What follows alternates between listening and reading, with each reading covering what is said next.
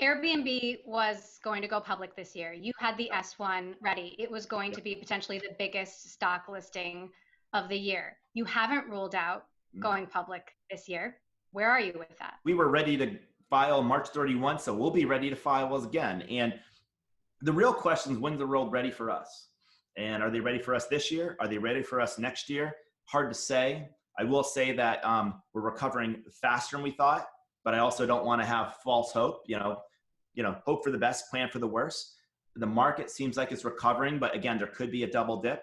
So we're going to kind of play it by year. I want a little more data. We're still a little early in this crisis for me to feel clear enough about how this is going to play out. So we're not rolling it out this year, but we're definitely not committing to a timeline right now.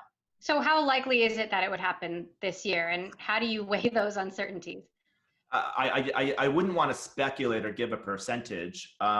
So I can just say it's on the table, but we're definitely not committing to it.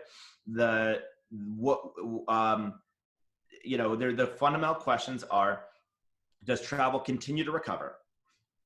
Number two, is it a sustainable recovery or is it just pent-up demand? Number three, does the market have an appetite for companies listing that lost a bit of appetite after the IPOs last year, and then WeWork, like people kind of lost appetite a little bit. It seems like appetite's coming back. These are really fundamental questions, and if those things start to align, you start opening up a bit of a window. I'm wondering if you've thought through this. Why aren't you already public? Should you have gone out earlier? Was that a mistake?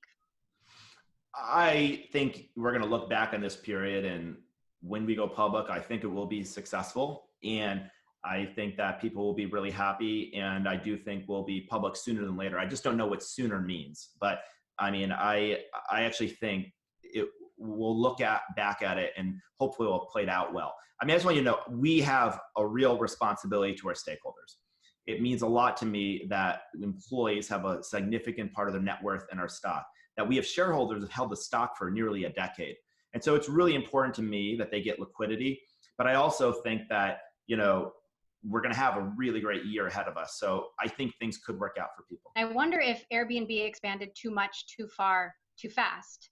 And if hindsight's 2020 now, I know nobody was prepared for a pandemic, but do you think that was a miscalculation? I think that we were a little unfocused and we strayed from our roots and we strayed from connection, belonging, and hosting. And we were pursuing a lot of things. These were worthy things. Somebody once told me you can do everything you want in life, not at the same time.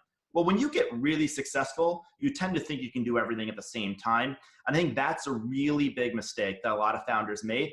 And I tried to do probably too many things at once. It wasn't as clear until COVID happened and we had the discipline. I think we all looked at it with fresh eyes and realized we need to be leaner, we need to get back to our basics, and we need to be focused. And then hopefully that more focused company will grow even faster, and then we can launch new things. And then we can scale, expand, be big again, but in a more focused way, and then hopefully hire the people back that we lost. If you were to go public this year or in the near future, it would be a traditional IPO rather than a direct listing, because you could bring in new money that could be used to refinance the debt and you could pay that down without having to deal with the interest. I think that it could be, there's a lot of ways of doing this. You can do a private round, then do a direct listing. You can do an IPO. You can, there's a lot of options. So I think we're looking at all options right now.